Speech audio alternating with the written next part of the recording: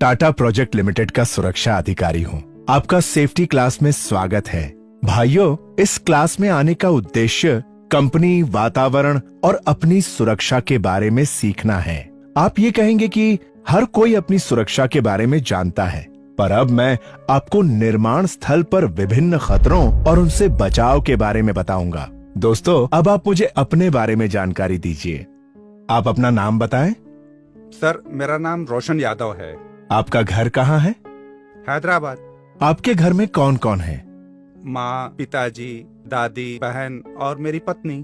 दोस्तों, आप लोगों का परिवार भी रोशन यादव जी के परिवार की तरह होगा। दोस्तों, आप जानते हैं आपको काम का अवसर क्यों मिलता है? आप बताएं।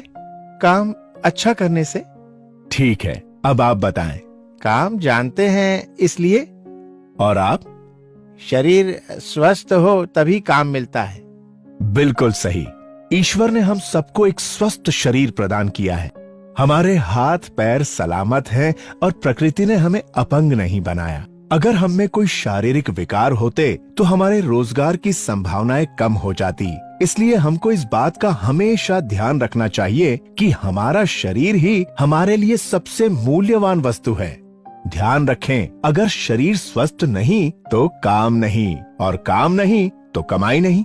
अब मैं आपसे पूछता हूँ कि काम की क्यों आवश्यकता है? साहब, काम की वजह से हमारे परिवार की जरूरतें पूरी होती हैं। बिल्कुल ठीक। और इससे ही हम अपने बच्चों को अच्छी शिक्षा दिला सकते हैं। बहुत अच्छे। अब शायद आप मेरी बात को समझ रहे होंगे कि क्यों हमारी सलामती जरूरी है, क्योंकि हमारी सलामती ही हमारे परिवार की सलामती है। मैं इस तरह के प्रश्न आपसे इसलिए पूछ रहा हूँ क्योंकि जब परिवार है तो उसकी कुछ जरूरतें भी हैं, जैसे कि बच्चों की पढ़ाई, बहन की शादी, माँ का इलाज, घर बनाना, लोन चुकाना और भी कई दूसरी बुनियादी जरूरतें। कई लोगों की जिम्मेदारी हम पर होती हैं और एक दुर्घटना पूरी व्यवस्था को बिगाड़ देती है।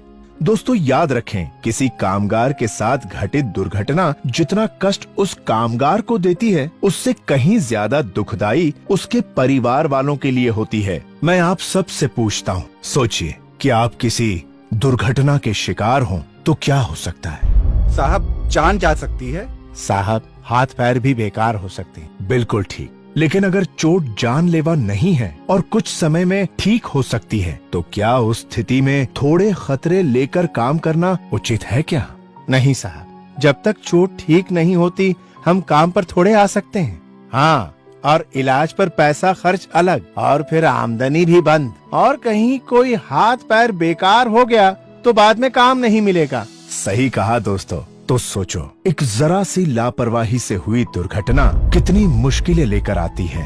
प्यारे मित्रों, अब जब जान गए हैं कि दुर्घटना से क्या हानियां हैं, तो चलो ये जानते हैं कि दुर्घटना होती क्यों है। साहब, ये तो ईश्वर की मर्जी है। ईश्वर की नहीं, हमारी खुद की गलती से होती है दुर्घटना। ईश्वर भी उन्हीं की मदद करता है जो अपनी मदद खुद करते हैं। सही कहा साहब। अगर हम ही कुल्हाड़ी पे पैर मारेंगे तो चोट तो लगनी ही है।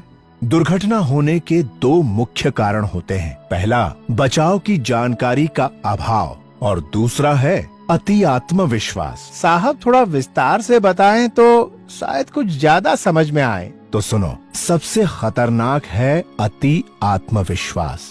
खतरों की सारी जानकारी होते हुए भी ये सोचना कि कुछ नहीं होगा और खतरे उठाकर काम करने से ही सबसे ज्यादा दुर्घटना होती है। और इसलिए अब मैं आपको कार्य से संबंधित खतरे और उनसे जुड़ी सावधानियों के बारे में बताऊंगा। तो ध्यान से सुनिए उन बचाव के तरीकों के बारे में